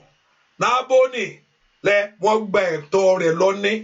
Wọ́n pa nítorí ẹ̀tọ́ ẹ̀ lọ pa bọ́ yẹn dànù. Wọ́n ṣe pa. Jésébẹ́lì ó nà pa. Ó gba ẹ̀tọ́ rẹ̀ àti ní káwọn ti ń gbà yàn náà ti ń gbẹ̀tọ́ ẹ̀yàn. Ai màkàrí pàwùrìà wọn gbọ́dọ̀ rí tiẹ̀ gbàṣẹ. Ẹ dá ògo ayé mi padà. Gbogbo ẹni tó fọwọ́ ra mi lórí o. Ní orúkọ Jésù. Èyí tó fi òrùka gbògo lọ. Ẹni tó fọwọ́ ra orí àwọn ọmọ mi. Èyí tó fi òrùka gba ògo lọ. Ní orúkọ Jésù. Olúwa dá ògo padà. Olúwa dá ògo padà. Olúwa dá ògo padà. Olúwa dá ògo padà. Olúwa dá ògo padà. Olúwa dá ògo padà. Olúwa dá ògo padà. Ohun tí mo kàn rí pé ẹni ẹ gẹrun. Ní àbọ̀ bí obìnrin lẹ́ni yìí. Irun bẹ́ẹ̀ pé kò dán rí. Ẹni yóò dán rí. Bẹ́ẹ̀ pé ó gẹrun mọ́lẹ̀. Obìnrin lẹ́ni ẹni gẹrun mọ́lẹ̀. Bẹ́ẹ̀ pé ó gẹrun náà máa ìrìn àwọn irun tó máa. Girl school ló lọ ní. Hallelujah. Ṣé girl school tó ń gẹrun ló lọ? Hallelujah. Girl school tó ń gẹrun. Girl school tó máa ń gẹrun. Hallelujah. White. Hallelujah. Girl school tó máa ń gẹrun. Hallelujah. Ẹ porúkọ Jésù Olúwa dá ògo padà. Ẹ sọ fún Jésù Olúwa dá ògo ayé mi padà. Mo fẹ́ rógolo. Mo fẹ́ kí I want something great to happen for me. Restore my glory back to me. Restore my glory of my children back.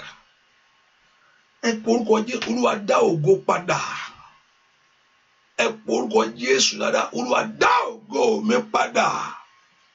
Ẹ sọ fún Jésù gbogbo agbára tó gba ògo mọ́ mi lára. Ẹ má dá padà.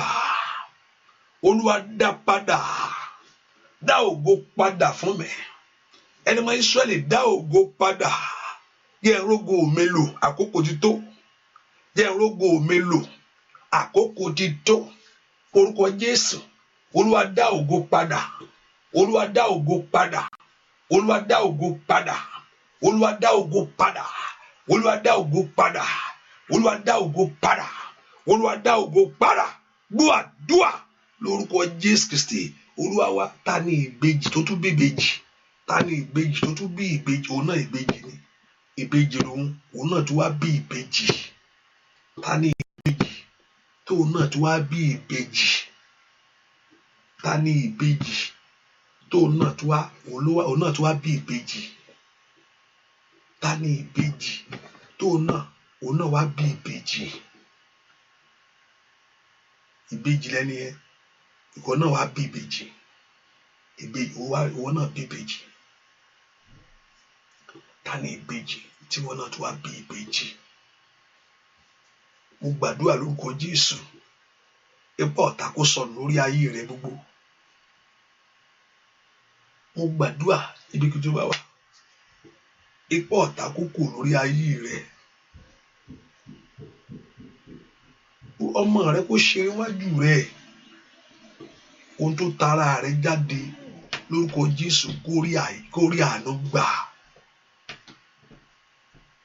Lórúkọ Jésù kó rí àánú gbà. Lórúkọ Jésù kó rí àánú gbà. Jẹ́ kí àánú Ọlọ́run kó bọ́ ọ pàdé. Ẹ pe orúkọ Jésù, àánú Ọlọ́run bá ayé mi pàdé. Gbogbo yẹn gbàdúrà, ẹ sọ fún Ọlọ́run, àánú Ọlọ́run kó bá mi pàdé ní 2020 o. Àánú Ọlọ́run kó bá iṣẹ́ mi pàdé 2020. Ẹ pe orúkọ, àánú Ọlọ́run kó bá ayé mi pàdé 2020. Àánú Ọlọ́run kó bá ayé mi pàdé 2020. Àánú Ọlọ́run kó bá ayé mi pàdé 2020. Àánú Ọlọ́run kó bọ́ kàlíà bò ṣáàdà búrọ́dà kéèlì àkàlìà wúrà pàlìà sòlìàlíà kùràbúdà. Àánú Ọlọ́run kó bá ayé mi pàdé. Mo rí pé wọ́n rán ẹnìkan níṣẹ́ pé kó lọ bá ẹnìkan. Mo rí pé wọ́n rán ẹnì níṣẹ́ pé kó lọ báyàn. Ṣùgbọ́n ẹni tó rán pé kó lọ bá ẹni àjọ mọ̀, ẹni tó rán àtẹni tó lọ bá ni. Ẹni tó rán pé kó lọ báyàn, àjọ mọ̀ ẹni tó rán níṣẹ́ àtẹni tó lọ bá ni. Lórúkọ Jésù, ìṣẹ́gun kó jẹ́ tiẹ̀ lónìí. Gbogbo ọwọ́ táyé fi sopọ̀ lórí ayé ẹ, wọ́n tó ní kó lọ bẹ́ ni ẹni tó ní kó lọ bá dàbẹ́ pé tó fẹ́ ràn lọ́wọ́, bẹ́ẹ̀ pé lọ bá ẹni báyìí. Ṣùgbọ́n àjọ mọ̀ ẹni tó rán pé kó lọ bẹ́ ni yẹn àtẹni yẹn, wọ́n jọ mọ̀ ni, wọ́n jọ ń dì ní. Bẹ́ẹ̀ pé ó tún rán lọ síbi tí ó yẹ kó bẹ́ẹ̀ pé wọ́n ń tìyàn sínú deeper more things. Àjọmọ̀ òkùnkùn lórí ayé rẹ lónìí kó di asán. Àmín. Àjọmọ̀ ọ̀tá lórí ayé ẹ kó bàjẹ́. Àmín. Ṣá. Lórúkọ Jésù kó Olúwa kó tú wọn láṣìírí. Àmín. Mo ní kí Olúwa kó tú wọn ní àṣírí. Àmín. Kó Olúwa kó tú wọn láṣìírí. Àmín. Lórúkọ Jésù, mo ní kó Olúwa kó tú wọn ní àṣírí. Àmín. Àṣírí ọ̀tá ò ní bò lórí ayé ẹ mọ́. Àṣírí ọ̀tá ò ní bò lórí ọmọ rẹ mọ́. Ẹ pe orúkọ Jésù dáadáa mi tó wà. Sọ fún Jésù, Olúwa tàn ìmọ́lẹ̀ rẹ sínú ayé mi. Daddy, let there be light of you, God, in my life. Ẹ pe orúkọ Jésù, Olúwa tàn ìmọ́lẹ̀ rẹ sórí iṣẹ́ mi. Ayé mi ò gbọdọ̀ rìn nínú òkùnkùn mọ́. Olúwa tàn ìmọ́lẹ̀ rẹ sí ìrìn àjò mi. Olúwa tàn ìmọ́lẹ̀, Olúwa tàn ìmọ́lẹ̀. Olúwa tàn ìmọ́lẹ̀, àkókò ni tó. Lórúkọ Jésù, gbọ́ àdúrà lórúkọ Jésù Kristi Olúwa wa. Olúwa, òbí bí mo ṣe ń tiraka, òbí bí mo ṣe ń gbàdúrà, máa jẹ́ káyé béèrè wípé Ọlọ́run mi dá.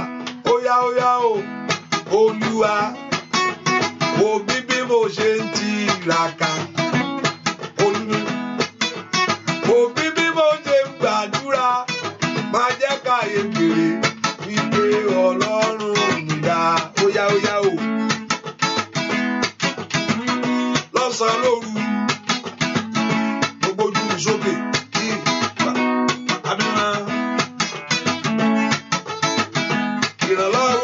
ń bẹ lọ́wọ́ rẹ bàbá.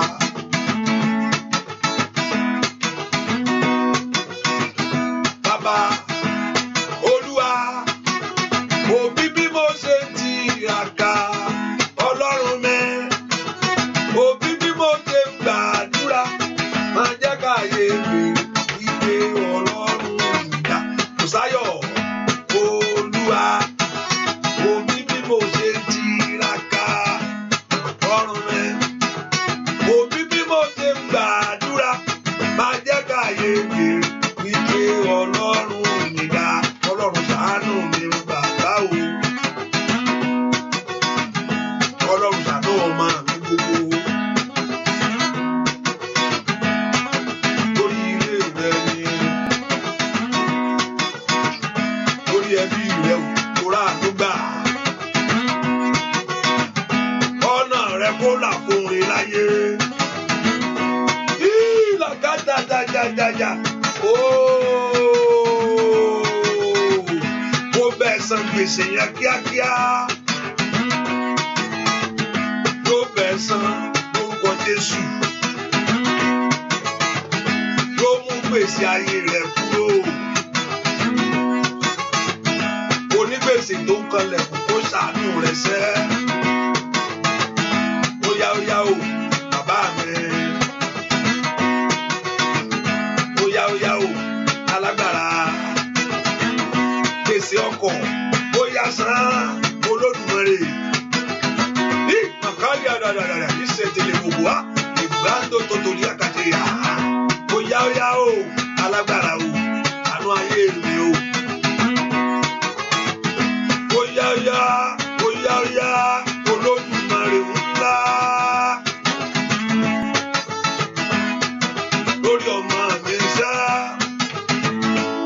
Olúwa òbí bí mo ṣe di ìràkà Ọlọ́run mi òbí bí mo ṣe gbàdúrà ajẹ́káyé mèrè wípé Ọlọ́run mi dá.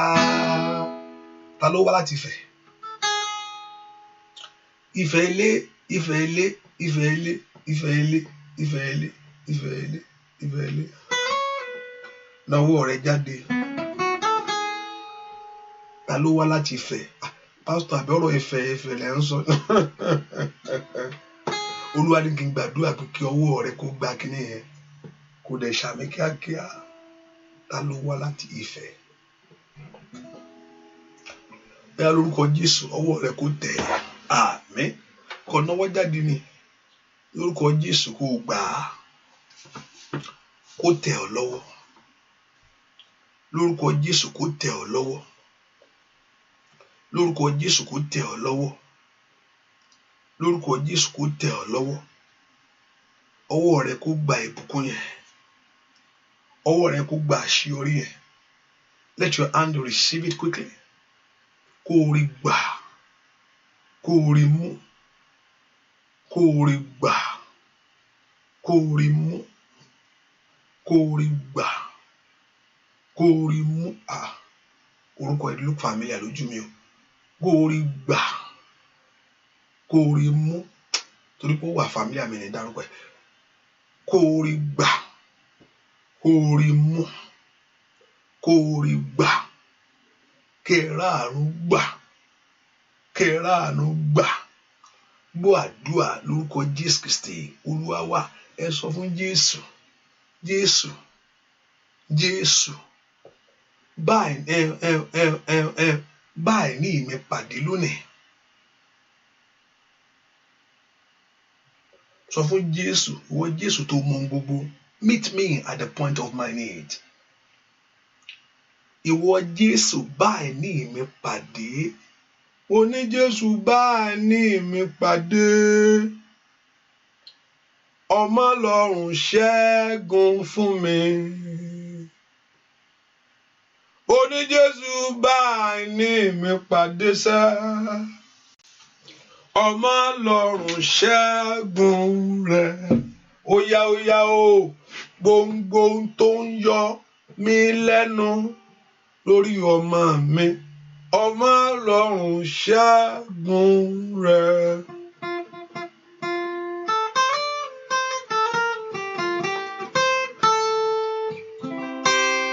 ọmọ Ọlọ́run ṣẹ́gun rẹ̀. Jésù bá ní mi pàdé sẹ́, ọmọ Ọlọ́run ṣẹ́gun rẹ̀. Gbogbo ohun tó ń yọ mí lẹ́nu, ọmọ Ọlọ́run ṣẹ́gun rẹ̀. Jésù bá ní mi pàdé sẹ́, ọmọ Ọlọ́run ṣẹ́gun rẹ̀. Ọwọ́ rẹ̀ dà. Bó ní Jésù bá ní mi pàdé sẹ́, ọmọ Ọlọ́run ṣẹ́gun rẹ̀. Gbogbo ohun tó ń yọ mí lẹ́nu, ọmọ Ọlọ́run ṣẹ́gun rẹ̀. Óyá óyá óyá óyá. Gbogbo ohun tó ń yọ ayé mi lẹ́nu, ọmọ Ọlọ́run ṣẹ́gun rẹ̀. Óyá bàbá mi sẹ́, Jésù bá ní mi pàdé, ọmọ Ọlọ́run ṣẹ́gun rẹ̀. Jésù bá ní mi pàdé, ọmọ Ọlọ́run ṣẹ́gun rẹ̀. Óyá óyá óyá óyá óyá. Gbogbo ohun tó ń yọ mí lẹ́nu, ọmọ Ọlọ́run ṣẹ́gun rẹ̀. Lórí ayé mi o, gbogbo ohun tó yọ ayé mi lẹ́nu, ọmọ Ọlọ́run ṣẹ́gun rẹ̀. Óyá óyá o. Oní Jésù bá ní mi pàdé sẹ́, ọmọ Ọlọ́run ṣẹ́gun rẹ̀. Oní Jésù bá ní mi pàdé sẹ́, ọmọ Ọlọ́run ṣẹ́gun rẹ̀. Gbogbo ohun tó yọ ayé mi lẹ́nu, lórí ọmọ mi, ọmọ Ọlọ́run ṣẹ́gun rẹ̀. Lórí iṣẹ́ nínú ẹbí, gbogbo ohun tó yọ ayé mi lẹ́nu, lórílẹ̀-èdè yìí. Óyá óyá o, ọmọ Ọlọ́run ṣẹ́gun rẹ̀. Óyá Jésù, Jésù bá ní mi pàdé, ọmọ Ọlọ́run ṣẹ́gun rẹ̀. Oní Jésù bá ní mi pàdé sẹ́, ọmọ Ọlọ́run ṣẹ́gun rẹ̀. Gbogbo ohun tó yọ ayé mi lẹ́nu, ọmọ Ọlọ́run ṣẹ́gun rẹ̀. Ẹnìkan mo lè ṣe wọnú àdúrà yìí, ó rí pé wọ́n gé irun ẹ̀. Hallelujah. Ẹni mo ṣe mo rí tó wọnú àdúrà yìí, mo rí pé wọ́n gé irun ẹ̀. Irun rẹ̀ lọ. Irun rẹ̀ wọ́n gé. Mo ṣe wọnú àdúrà yìí, mo ṣe rí ẹni mo ń wẹ̀ báyìí. Wọ́n gé irun ẹ̀. Wọ́n gé irun. Wọ́n gé irun lọ. Wọ́n gé irun rẹ̀ lọ. Wọ́n gé irun orí rẹ̀ lọ. Lórúkọ Jésù, gbogbo tá bá fi irun rẹ̀ ṣe èyí tó lòdì sí àṣeyọrí fún ọ, lórúkọ Jésù kó bàjẹ́. With everything that enemy have used your ear to do contrary to your blessing, contrary to your moving forward, ohunkóhun tí ọ̀tá bá fi irun ẹ̀ ṣe, lórúkọ Jésù kó bàjẹ́. Ohunkóhun tí ọ̀tá bá ń lo irun rẹ̀ fún, ẹwà ní irun, ẹwà ní irun is the beauty. Ẹwà ní àṣírí ní irun, ó ń dàṣírí bò ayé ẹni ní. Hallelujah. Ohun tí ọ̀tá bá fi irun rẹ̀ ṣe kó bàjẹ́. Ohun tí ọ̀tá bá lo irun ẹ̀ fún, lórúkọ Jésù kó bàjẹ́, kó di asán lónìí, kó gbúdọ̀ ṣiṣẹ́ mọ́. Lórúkọ Jésù kó gbúdọ̀ ṣiṣẹ́ mọ́. Lórúkọ Jésù kó gbúdọ̀ ṣiṣẹ́ mọ́. Lórúkọ Jésù kó gbúdọ̀ ṣiṣẹ́ mọ́. Lórúkọ Jésù kó gbúdọ̀ ṣiṣẹ́ mọ́. Ìwọ tó wá tó wá yàn dára rẹ fúnra rẹ gan lọ, wọ́n fárun ẹ lọ fúnra rẹ. Mi mọ ẹni fúnra rẹ, ó jókòó wọ́n dẹ̀ fárun yẹn. Mi mọ nǹkan tó ń ṣe. Mi mọ ibi tó wà. Willingly, mi mọ tó ń ṣẹlẹ̀ nínú ilé yín. Wọ́n máa ń fa irun. Wọ́n máa ń gé irun. Fúnra rẹ ló jókòó báyìí, wọ́n dẹ̀ gé irun yẹn. Fún ẹnìkan, wọ́n mú lọ. ẹnìkan fúnra ara rẹ̀ bó ṣe jókòó rè tó dẹ̀ ń fa tó ń gé fúnra ara ẹ̀ ló jókòó wọ́n dẹ̀ gérun yẹn ó mọ̀ ó ò lè kọ́ òun wọ́n sì gé fúnra wọn fọ́ọ̀sì ẹ̀ nọ́mà ní ojókòó báyìí wọ́n sì ń fa lórúkọ Jésù ohunkóhun tó wọnú ayé rẹ lórúkọ Jésù tó lòdì ó yá kó jáde àmín ṣàmì dáadáa lónìí iṣẹ́kíṣẹ́ lórí ayé ẹ bàjẹ́ iṣẹ́ ọ̀tá dòfo iṣẹ́ ẹni bí dasán iṣẹ́ ọ̀tá dòfo iṣẹ́ ẹni bí dasán iṣẹ́ ọ̀tá dòfo iṣẹ́ ẹni bí dasán iṣẹ́ ọ̀tá dòfo iṣẹ́ ẹni bí dasán iṣẹ́ ìka ènìyàn ó di òfo igi bí tá bá rí ẹlẹ́dàá rẹ mọ́ tá bá rí orí rẹ mọ́ lórúkọ Jésù kó Olúwa kó wú ọ jáde kúrò mẹ́ẹ̀ ẹni tó nípa ayé ò ní rí ọ lórúkọ Jésù ibi tá bá tì ọ mọ́ kí Ọlọ́run kó wú ọ kúrò mẹ́ẹ̀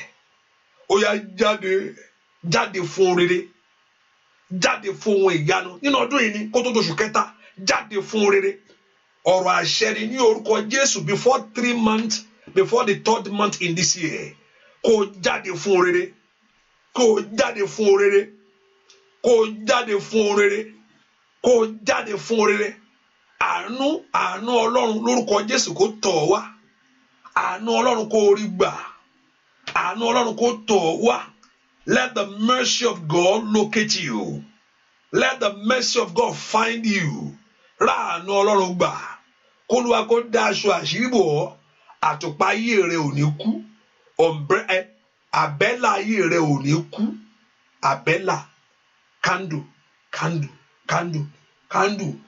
ayé rẹ àbẹ́là ayé rẹ ò ní kú torí pé o ti fi Olúwa ṣe ìmọ́lẹ̀ rẹ wàá tàn because you have made the Lord to be the light of you you will shine because you have made the Lord to be the light of you you will shine torí pé o ti fi Jésù ṣe ìmọ́lẹ̀ rẹ wàá tàn arise and shine for your light has come and the glory of God shall be risen upon you ó ti dìde ògo rẹ dé ògo Olúwa yóò sì tàn lára rẹ torí pé o ti fi Olúwa ṣe ìmọ́lẹ̀ rẹ kó o tàn jáde lára ẹbí torí pé o ti fi Olúwa ṣe ìmọ́lẹ̀ kó o tàn jáde o ò ní gbẹ̀yìn ní ipò ẹ̀yìn ó yá kúrò ní ipò àṣetì kúrò ní ipò àmúbọ́ kúrò ojú ò ní tì ọ́ wà á róore ṣe wà á gbé ńlá ṣe wà á róhun ńlá gbé ṣe wà á róhun ńlá gbé ṣe wà á róhun ńlá gbé ṣe ayé ò ní já okulẹ̀ mọ́ ìjákulẹ̀ kò nọ́nà rẹ̀ ìjákulẹ̀ kò lórí ayé rẹ̀ ìjákulẹ̀ kò nú ayé àwọn ọmọ rẹ̀ ìjákulẹ̀ kò nú ìdáwọ́lé rẹ̀ ojú kò ti ọ̀tá ojú kò ti ẹlẹ́gàn ní orúkọ Jésù ojú kò ti ọ̀tá ojú kò ti ẹlẹ́gàn Olúwa kó daṣọ àṣírí bò ọ́ ní orúkọ Jésù kó rí ohun ògo mú kó rí ohun ẹwà mú kó gbádùn ọmọ láyé kó jọ kó ró jọjọ kó rí oúnjẹ ọmọ jẹ oúnjẹ ọmọ rẹ ò ní kan lórúkọ Jésù kò ní bàjẹ́ ojú ò ní tì ọ́ wàhálà àánú gbà the Lord will have mercy on you the Lord will favour you every decision that is going other direction not to favour you the Lord turns around to favour you ní orúkọ Jésù any decision going other side other direction not for your favour the Lord will turn it around to favour you Olúwa yóò yí padà yóò favour ẹ any decision going other side ikalababo yawurato the Lord will turn it around to favour you wàrà àánú lágbà ojú òní tì ọ́ Olúwa yóò ṣe ìgbédìde rẹ o ọwọ́ Ọlọ́run yóò kàn ọ́ ní orúkọ Jésù Ọlọ́run yóò daṣọ àṣírí bò ọ́ ní orúkọ Jésù Ọlọ́run yóò dá ilé rẹ sí ilé rẹ ò ní fọ́ká ilé rẹ ò ní dàrú rúfà ayé rẹ ò ní ṣí dànù ní orúkọ Jésù aláàbò Góṣẹ́nì kó darapọ̀ mọ́ o kó dáàbò bò ọ́ ní orúkọ Jésù that the glory of God be upon you ohun tó ń wà ládùúà kí láǹfààní àdúà àti kó máa gbàwẹ̀ kó wá gbà tán you are doing it to receive something èmi ò rò pé pé kó kí ìyanu jáde fún ọ ní eré bẹ nìyẹn that is a good thing about it mo lè ké pe Olúwa sì gbọ́ I call upon the Lord and the Lord kò sí ohun tó béèrè ohun tó ń wá wájú Olúwa yẹn kò pọ̀jù fún No matter what you are believing God for, kò pọ̀ jù. But everything that you are believing God for is not too much for God to do. Ó ti pera ẹ̀ bẹ́ẹ̀. Torí ó pera ẹ̀ bẹ́ẹ̀ ló ṣe wá bá. Tọ́lọ́run bá sọ pé mi lè ṣe nǹkan, ẹbí Ọlọ́run ara lọ òun ò lè ṣe anything. Ṣé èèyàn wá bá? Ta ló fẹ́ yá bá? Kó rán mi ọgán mi ní dáhùn. Kó sọ pé èmi Ọlọ́run ara lọ òun ò lè ṣe anything o. Kó ṣe gbogbo nǹkan lòun lè ṣe o.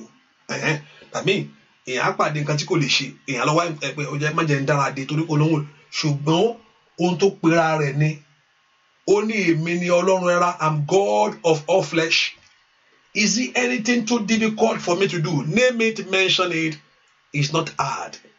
Ká ní gbogbo òkú kó jí Ọlọ́run lè jí. Yóò sì jí lọ́jọ́ kan, yóò sì ṣe. It's just a matter of time. Gbogbo òkú tó kú yóò sì jí wọn jẹ́ kan. Ohun tó burú jù nìyẹn o. Á ti jí gbogbo yàn. Pé ẹ dìde gbogbo yín, ẹ dìde.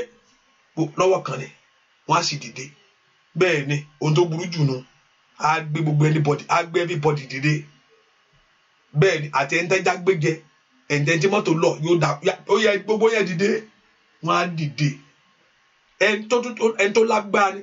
Only fear the one that only kills the flesh. No, don't fear. Fear the one that can kill the flesh, the soul, and the spirit. Spirit itself. And to the pa spirit and power. Remember, the spirit don't die.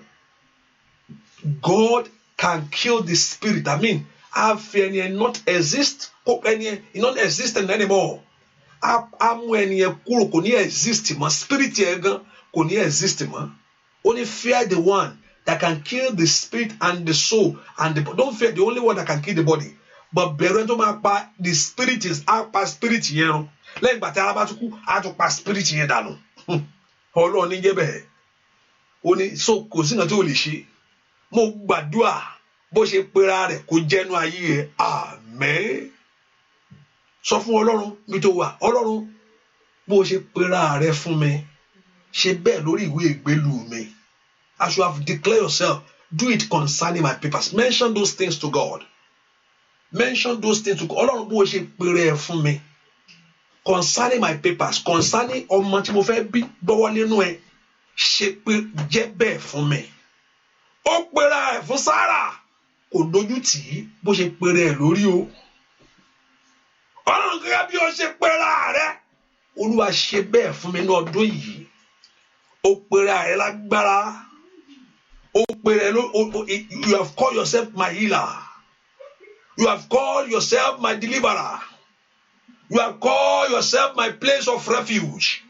Ó yá ṣe bẹ́ẹ̀ gẹ́gẹ́ bí ó ṣe pera rẹ̀ nínú ayé mi o. Sọ fún Ọlọ́run kó ṣe bẹ́ẹ̀ fún ọ. Olúwa ṣe bẹ́ẹ̀ bó ṣe pera ẹnu ayé àwọn èèyàn yìí. Ọlọ́run let God do it.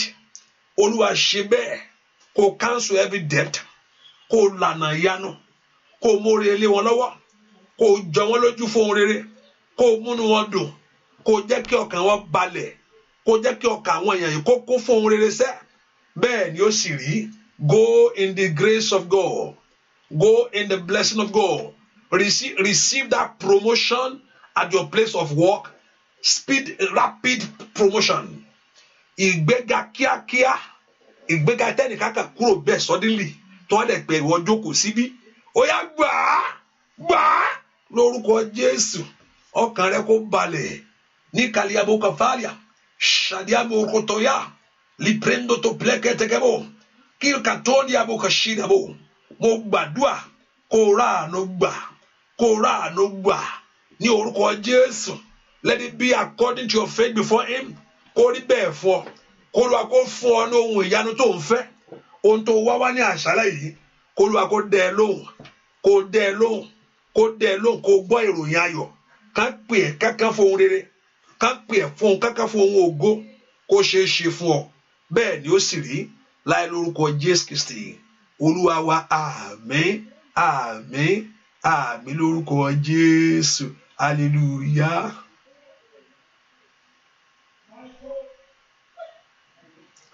Ẹ fọkàn yín balẹ̀. Jésù yóò ṣe gẹ́gẹ́ bí ọ̀rọ̀ rẹ̀ fún yín.